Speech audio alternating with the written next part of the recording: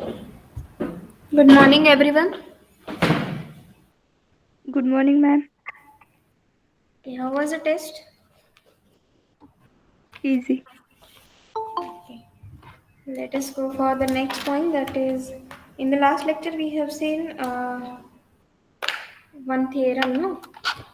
F is equals to Tc. That is, any isometry F can be written as a orthogonal transformation followed by translation. As I told you, this theorem is important whenever you want to write down the any example or you want to solve the examples. So this one is important. You can go with the exercise given in your recommended book. बघितलात का सगळ्यांनी recommended books? What is the name of a recommended book for your differential geometry? Elementary differential geometry by Banil. By O'Neill B. Correct, na? Okay. I hope you have downloaded this from Google Classroom. And my suggestion is to every student that try to solve the exercises. Right? It will look good for your age क्योंकि अगर हमने अभी तक जो देखा था differential plus geometry दोनों को कंबाइन करके कोई पेपर हमने अभी तक स्टडी नहीं किया right so this is what the combination of differential equation as well as the geometry and many of the geometric aspects are given about your differential geometry जो भी आपका फिगर है या फिर आपका कोई एग्जांपल है या if you have a definition a theorem everything is given in a geometric way every example has some images and all so try to solve the examples as well as I have shared you one pdf in which exercise solved exercise का भी पूरा solution आपको last pages पे मिलेगा maybe that book PDF is of 800 pages and 600 onwards कहीं तो ऐसे आपको सभी सॉल्यूशन मिल जाएंगे आपके एक्सरसाइज के okay so I will suggest every student to utilize your time and solve the examples and solve the exercises so that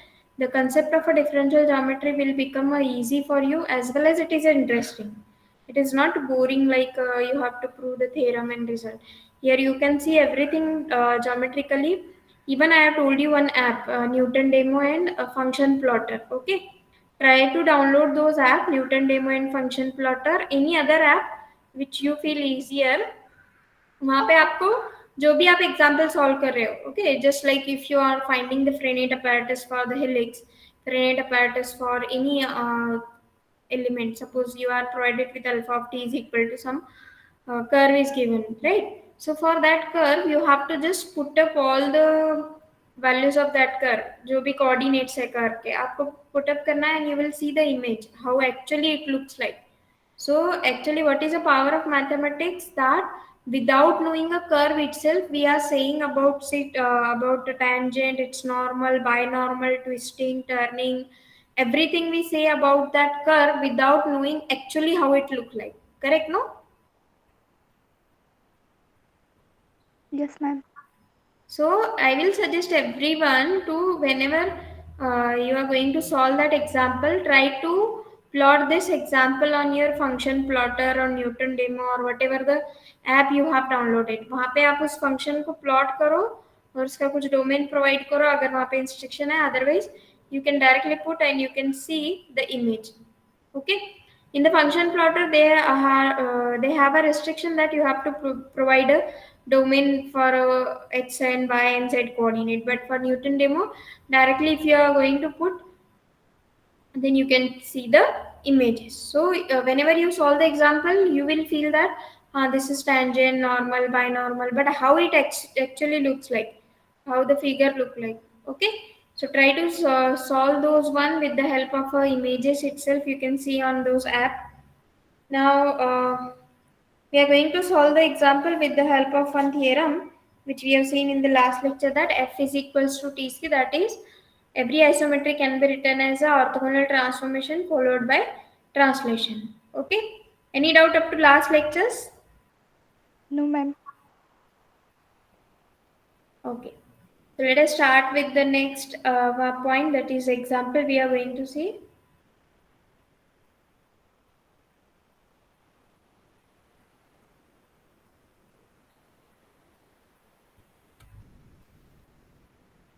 Prove that F is isometry. Prove that F is an isometry. First, you have to prove that F is an isometry. Given that F is, prove that F is isometry. If so, find it's a translation part. We can say simply translation itself. Find its translation and orthogonal path.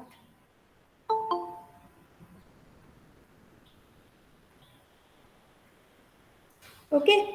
So what is given in this case? We have been provided that f is a mapping such that f of p is equals to minus p. Now our aim is to firstly we want to prove it is a isometry. Then we have to find out translation and orthogonal part of this. Okay. So let us start with this. What we have to do first, you have to prove it is an isometry. So how to prove it is an isometry? We have to just take a norm of f of p minus f of q. Let us assume that let p and q be the any points in E3 space, and we are finding the distance between f of p and f of q, correct? So what we get, norm of f of p minus f of q, f of p is minus p minus of minus q, correct? What I get this one?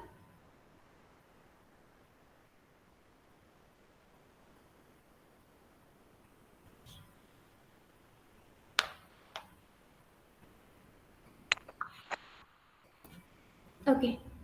As we know, one of the property of a norm, that is, I think, fourth property you have studied in your functional analysis paper.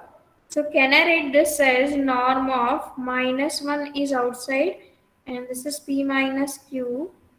So this minus 1, if I take outside, so it will be mod of minus 1 norm of p minus q. Can anyone tell me property of this name? Scalar multiplication. Yes, scalar.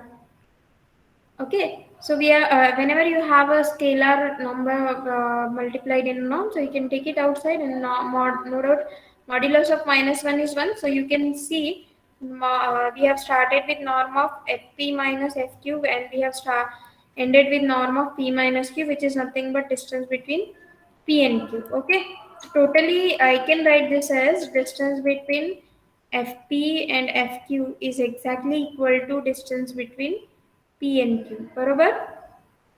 Yes, ma'am. Yes, ma'am. Okay. The first part is over, that we have completed that F is a isometry, right? Now we know the theorem. What is a theorem? We know that F is a isometry. Then isometry can be written as a orthogonal transformation followed by the translation. We have proved this result. Okay, given that T is a translation in this case, and C is orthogonal transformation. Okay. Now we know that what is T? T is a translation. So translation can be written as, say, with some vector A, that is for all points P in a E3 space, we can say Tp is equals to P plus A. And what is Cp? That is orthogonal transformation. C of P is nothing but, I hope you remember we have done the orthogonal transformation, so it can be written as, say, with general idea we will put, save it, like C11, C12, C13, C21, C22, C23, C31, C32, C33, P1, P2, P3. Okay. Now we have just assumed that let T be the translation by vector A, and orthogonal transformation Cp is equals to with this conditions. Okay. Now this we have written. Now given that F is an isometry and it is F of P is equals to minus P, and we know the result, F of P is nothing but TC P. That is F is an isometry which can be written as orthogonal transformation followed by the translation. Correct? Orthogonal transformation followed by translation. So we can write now Fp is equals to T C of P, that is we can operate this one right now. But what is T of any point? You can see here, T of any point P is nothing but P plus A. So this one I can write this as C of P plus A. Is it correct? Yes, ma'am. Okay. So now we have what is C of P. Let me write down that first one. And F of P also we are knowing. F of P is with minus 1. So all these minus, and here we will write down the result is with minus P1 minus P2 and minus P3. Correct, which is equal to C is with, as we are not knowing what is C, so that's why we are writing in general C11, C12, C13, 21, 22, 23, 31, 32, 33 plus what is A, let us assume with the coordinates say A1, A2 and A3. And what is P? P is with P1, P2 and P3. Namaste Sagarana. Simply I have written this in the form of a matrix. F of P is with minus P1, minus P2 and minus 3. Why this is so? F of P is minus P. C with this matrix, P with the coordinates P1, P2, P3, A with A1, A2 and A3. Correct? Now just multiply the matrices and we get the result this is with minus P1, minus P2 and minus P3. It is equal to, I can write this one as C11 P1 plus C12 P2 plus C13 P3, and the last term is plus A1. Correct? Next is C21 P1 plus C22 P2 plus C23 P3 plus A2. Next is C31 P1 plus C32 P2 plus C33 P3 plus A3. Correct? Now we have to just equate the coordinates so that we can get the result. That is, what are the values of Cij and what are the values of A1, A2 and A3. Correct? अगर हमें A1, A2, A3 पता चलेगा तो हमें क्या पता चलेगा? Translation. Okay? Because we know that here T has been translation defined in such a way that TP is equals to P plus A. And if you know all this C1, C11, C12, C13, like all Cij, then we will get what is orthogonal transformation. Okay? So if you know A and all the values of Ci, then we will get what is the translation part and what is the orthogonal part. Okay? So now just having a coordinate wise equality. So whatever may be the coefficient of P1, okay? For the first one, by having the equality of matrices, you can say by equating the matrices.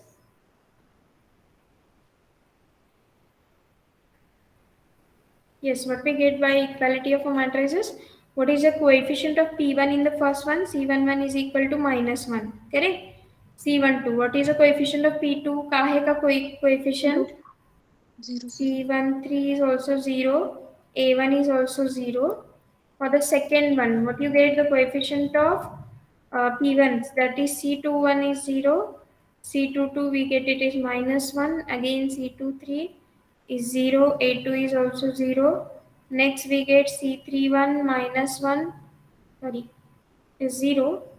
C32 it is 0. Next C33 is minus 1, coefficient of P3, and A3 is 0. So in all we get the matrix as what we will have a matrix C as it is with the entries minus 1, minus 1, minus 1, all others are 0. And whatever your vector A, it is simply 0. You can have the A1, A2, A3 all are 0. It means that A is 0, correct? So you can say there is no translation because translation ka meaning kya hai? It should shift a point P to some another point P with a fixed distance and a specified direction. And this is what the orthogonal part. So now you can say that what was our question? We have to start with the first one. We have to prove F is an isometry, correct? Secondly, we have to find out the translation and orthogonal part. So we have done this with the help of a last theorem that F is equals to TC, correct? Yes, can you solve this type of example now? Yes, ma'am.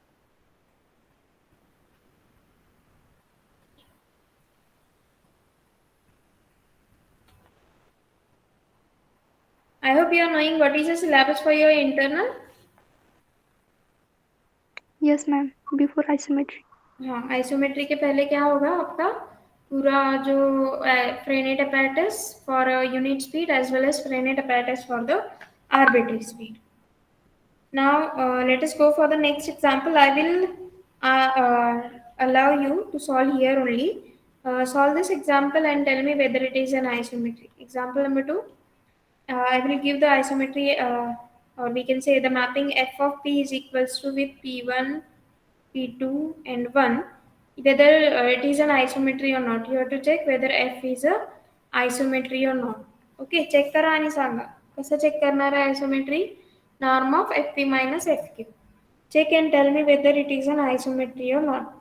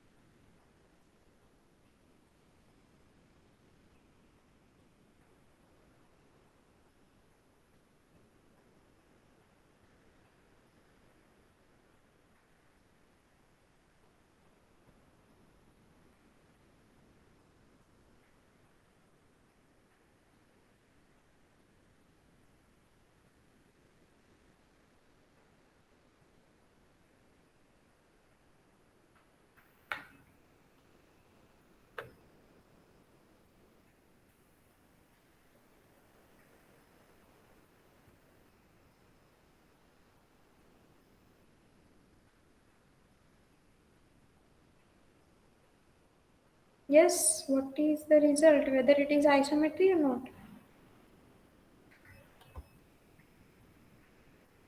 No, ma'am. It is not isometry. Yes, anyone else?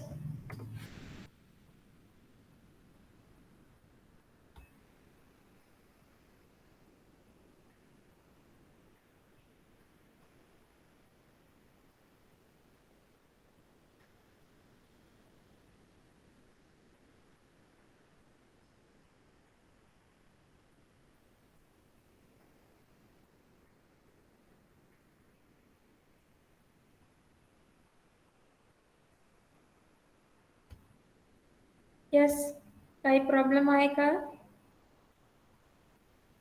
You have to just use our distance formula. Norm of fp minus fq will be equal to norm of p1 p2 p1 p2 1 minus q1 q2 1. Okay, then p1 minus q1 comma p2 minus q2, and the last one is 0. Okay, but whether it is equal to norm of p minus q, because norm of p minus q is nothing but with p1 minus q1, p2 minus q2, and p3 minus q3. You can use a distance formula or directly you can use a norm, and you will get the result that f is not a isometry. Yes, any student having a doubt for this one? No, ma'am.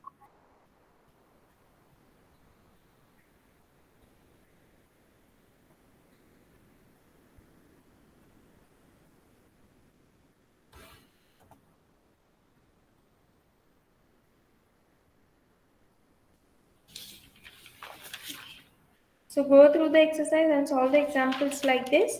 Now we will go for the next point, that is a covariant derivative. Now as we studied initially directional derivative, before that we have firstly ordinary derivative, then we go for the partial derivative, then we go for the directional derivative. Now it comes a covariant derivative. Okay. Now first I will ask a question, what was the problem in ordinary derivative so that we have shifted to partial one?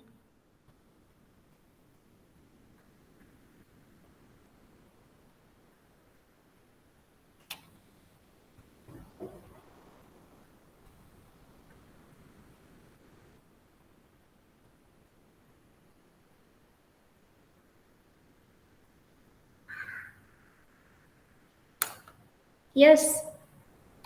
Why we introduces partial derivative and directional derivatives if we already have a ordinary derivative?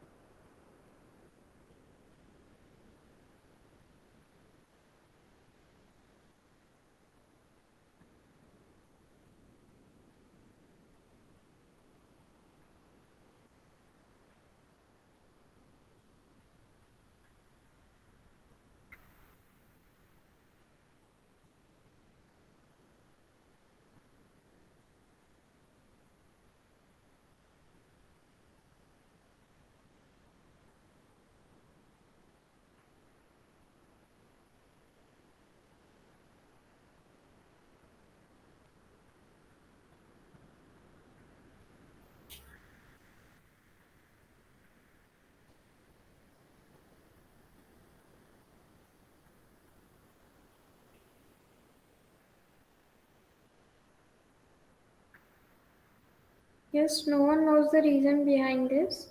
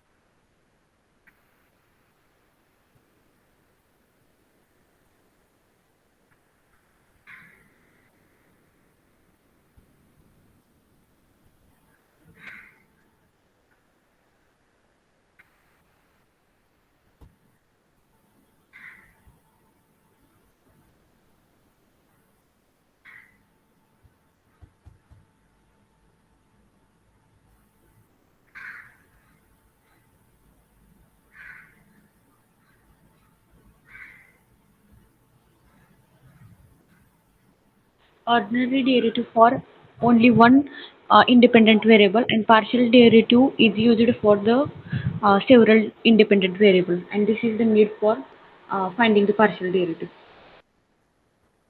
Okay. For single independent variable and for more than one independent variable. Okay. What was the drawbacks in ordinary derivative? This one is a drawback, no? That is, for we are having more than one independent variable, we cannot find out the derivatives simultaneously. Okay. In the partial derivative, what we have done, partial में भी हम वही करते हैं ना. First we find out the derivative with respect to x plus then derivative with respect to y. But we are writing this in a one format. Now my question is why there is need to introduce a directional derivative?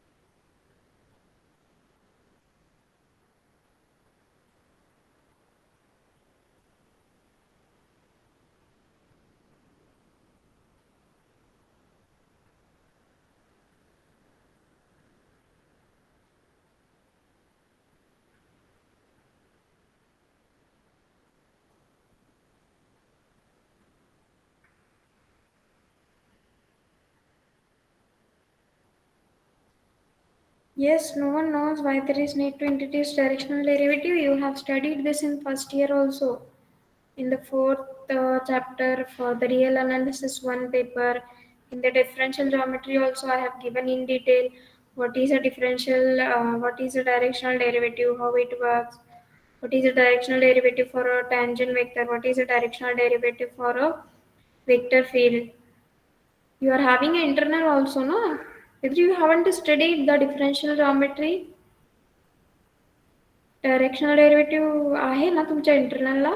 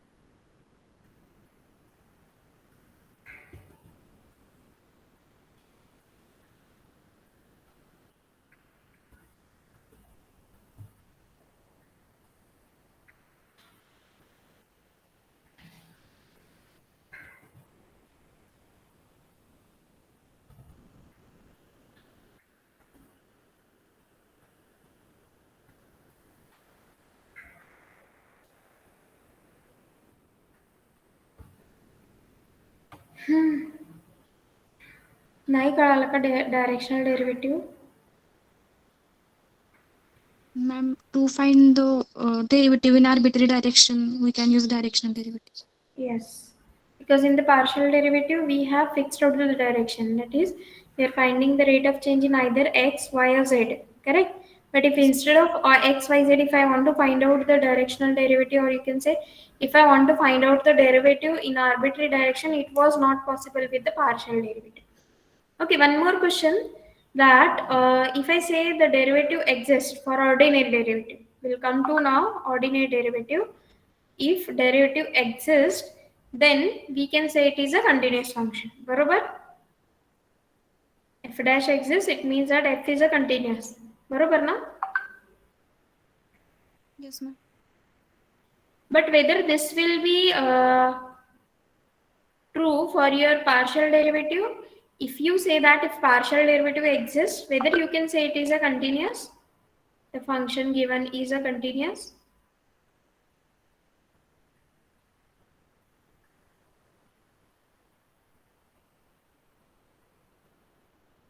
I hope you have done this in your real analysis paper 1 in the 3rd or 4th chapter. Somewhere you have done the partial derivatives and you have checked out if partial derivative is existing, whether it implies that your given function is a continuous. क्योंकि ये तो ordinary derivative में true है ना? If f dash exists, then we say that f is continuous, but converse is not true. And very famous example is a mod x. बरोबर ना?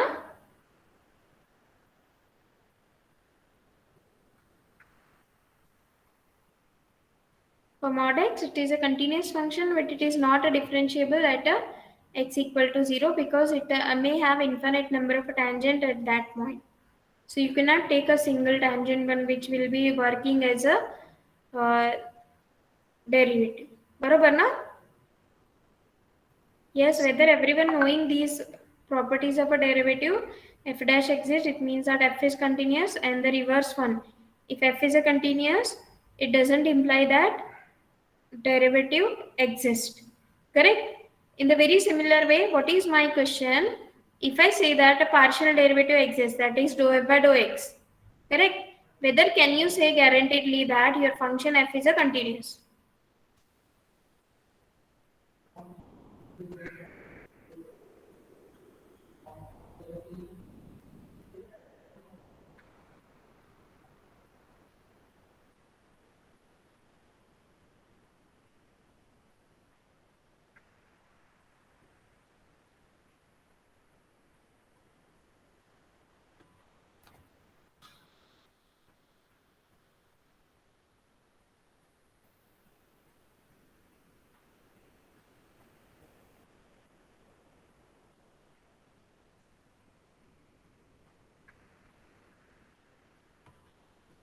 No one knowing this answer.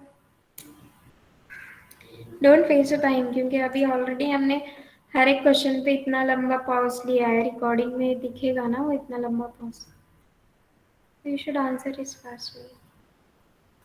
माहिती आहे का नाही? कुणालाच माहित नाही आन्सर.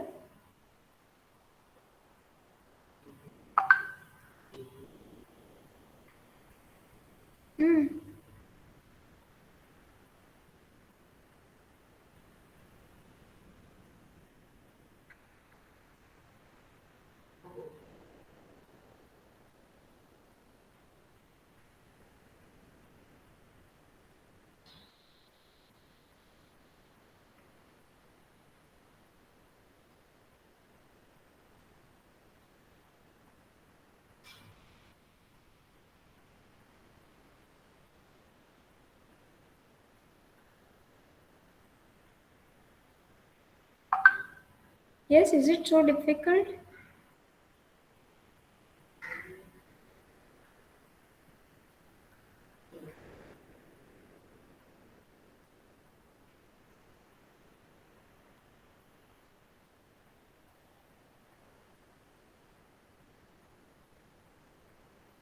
फंक्शनल एनालिसिस के टेस्ट से बाहर आओ और मैं जो क्वेश्चन पूछ रही हूँ उस पर कंसंट्रेट करो. Whether if I say partial derivative some function exists, whether can you say that your function is continuous? Okay, just tell me whether you know that if f dash exists, you say that f is a continuous.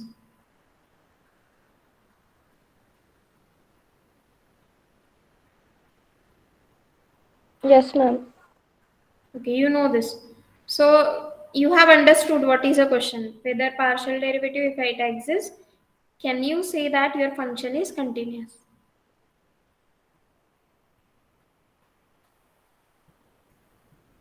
No, ma'am. Okay, can you tell me the reason? Or if you have an example, you can say example also, or you can say the reason. No, correct. Your answer is correct. But why this is so? Because suppose you are finding a partial derivative. If suppose you are finding the partial derivative with respect to x, correct? So अगर हमने partial derivative with respect to x check किया है, तो what about y? Right? We are not knowing Yes, what is the ma'am. condition In of y. every direction, it has to be continuous. In every direction, it has to be continuous. And for directional derivative, someone say that we are finding the rate of change in arbitrary direction. You should explain it. No, suppose you have this topic as a seminar, directional derivative. So you have to explain there is that arbitrary direction, right?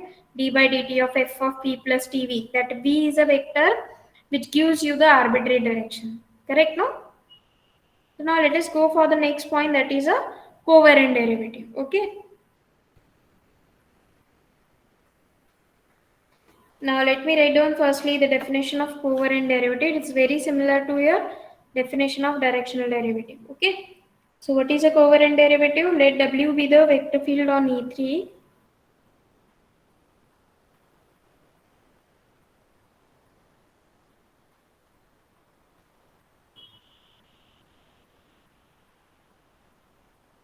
Let capital W be the vector field on E3 and let VP be a tangent vector and let VP be a tangent vector to E3 at a point P. Then covariant derivative of W with respect to covariant derivative of W with respect to a tangent vector VP, that we are going to denote this as, or we are going to denote as del V. Okay, the notation we are going to use for covariant is this del V suffix to the V is del V W at a point P can be written as d by dt of W of P plus TV. at t equal to 0. That is initial rate of change of a vector field W at a point P in the direction of a V. It is very similar to the definition of a directional derivative. Correct? यहाँ पे change क्या है? Only the change is instead of a function f, we have considered a vector field. Okay. So if you remember, we have done this for a directional derivative. That directional derivative of a function with respect to a tangent vector, as well as we have found the directional derivative function with respect to a vector field. Correct? But here we will find out the directional derivative of vector field itself. Correct? We will find out the directional derivative of vector field itself, because we know that it is a one function.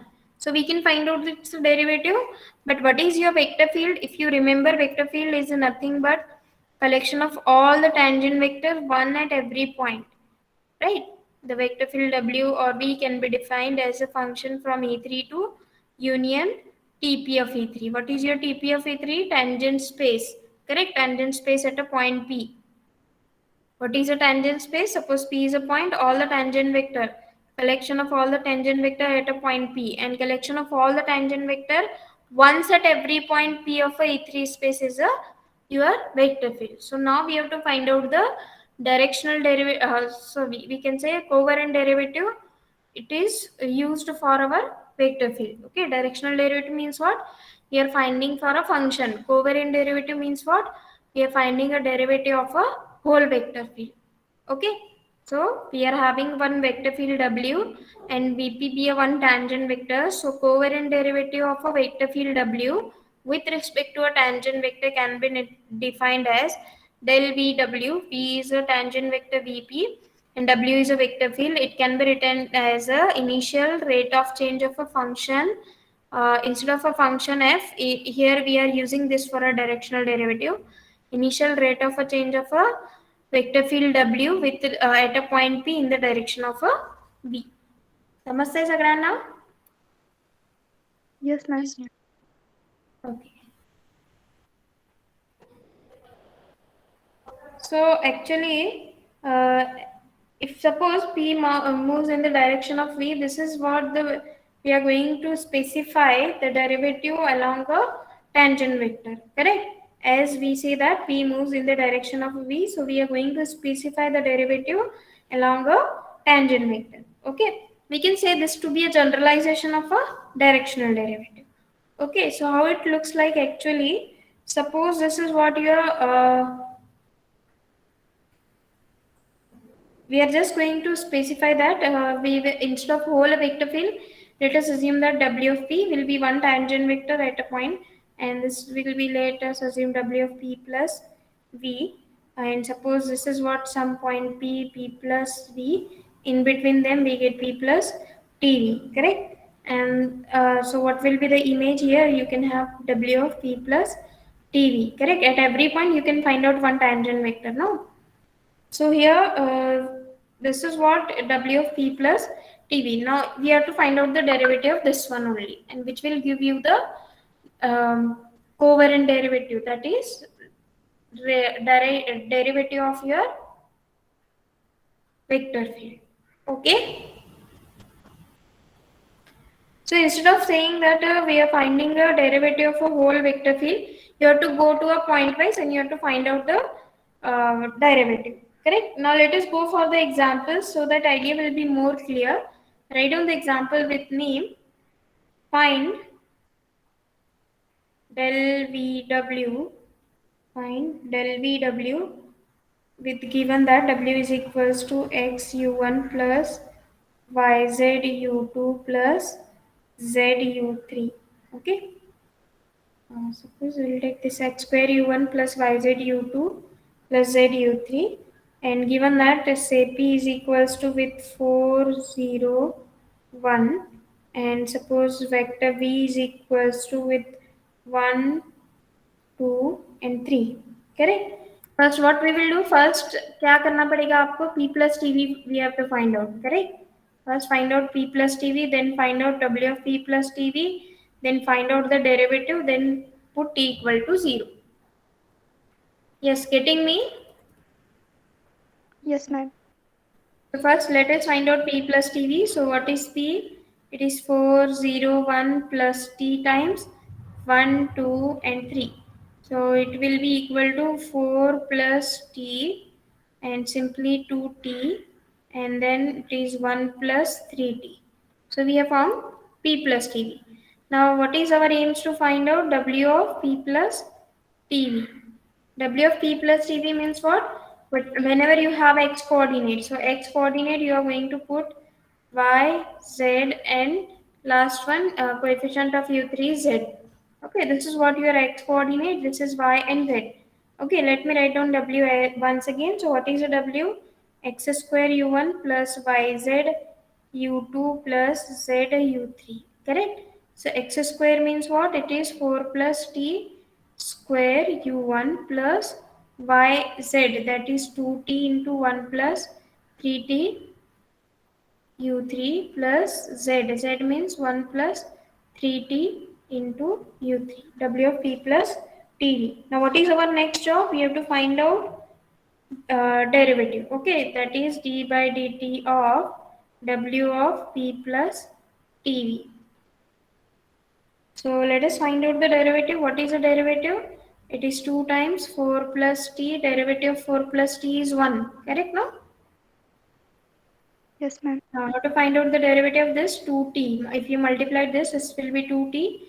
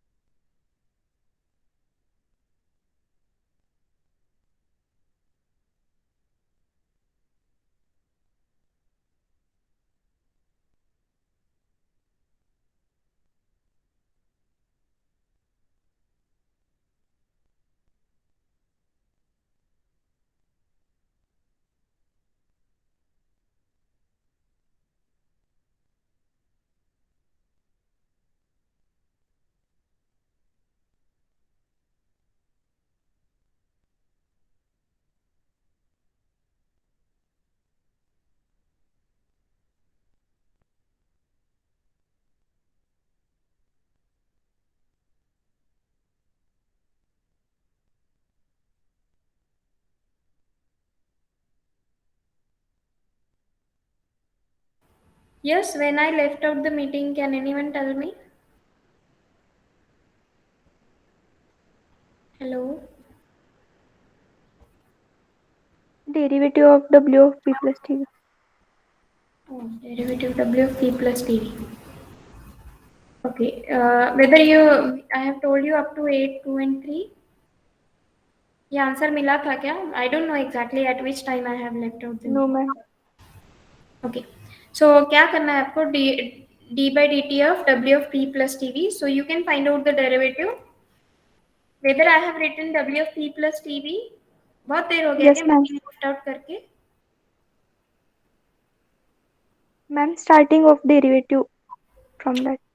Okay, so यहाँ पे क्या है? W of P plus TV तो आपको समझ में आ गया ना, x square whatever the coordinates we are finding for P plus TV. Okay, whatever may be the coordinates of this P plus TV, you have to write down, and after that you have to find out the derivative. Okay, after finding a derivative 4 plus t, it's a square, then it will be 2 times the derivative of this 4 plus t, and then like this. So you know the derivative, how to find out the derivative. Derivative of 2t plus 6t square, then derivative of last term. So after finding this, you have to put t equal to 0 and you get the result. This as 8, 2 and 3. So what was I was explaining that directional derivative and the covariant derivative. As I told you that the covariant derivative is a generalization of a directional derivative.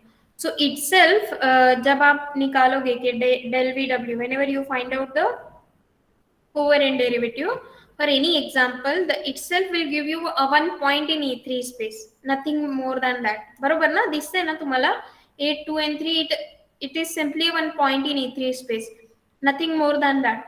So itself the covariant derivative will not give you any interpretation, but its coordinate, that is 8, 2 and 3, will give you the directional derivative. Why this is so? If you can see here, w is nothing but written with this x square u1 plus yz u2 plus z u3. So this x square is one function, क्योंकि हम x square का भी directional derivative निकाल सकते हैं ना, yz and z. So these are your functions. Okay, so here we are finding the directional derivative of those function, and combinedly it will give you the covariant derivative. So the covariant derivative itself is not giving you any idea, it is simply 1.8, 2 and 3. आप कोई भी example solve करो covariant derivative का, सो आपको answer एक point ही मिलेगा इन E3 space. It itself is not going to give you any interpretation, but its coordinate will give you the directional derivative. How it comes, I will tell you later on in the next lectures, that how those points in, or we can say the coordinates 8, 2 and 3 we are getting for the example will be a directional derivative. Okay, just like we have done now, that directional derivative we have written as a linear combination of partial derivative. आठवतंय ना सगळ्यांना? Yes, ma'am. Okay, so here also we will say that the covariant derivative is a generalization of your directional derivative. Okay, so we can say the covariant derivative is a generalization of your directional derivative, and directional derivative can be written in the linear combinations of your partial derivative. This is what the relation you can get. Okay, whenever you solve any example for the covariant derivative, itself will not give you any interpretation, but its coordinate will give you the directional derivative of those function. Which function? This x square, yz and z. Okay, later on in the next lecture, we will prove one theorem, and with the help of that, it will be proved that every coordinate is nothing but your directional derivative. Okay, any doubt? No, ma'am. Okay. If not, thank you. You can leave the meeting.